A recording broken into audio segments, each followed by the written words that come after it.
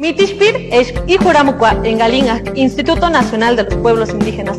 Halotashin Yamiman Yulitskiri Chankatumbichan en Gashjolengulinaka, licenciatura o maestría.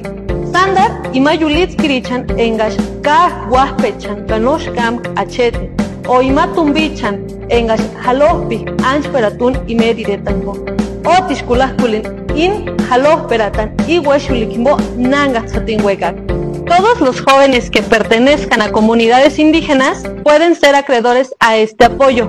El apoyo consiste en la asignación de un recurso económico por la cantidad de 2.800 pesos mensuales en nivel licenciatura y en nivel maestría de 3.200 pesos mensuales.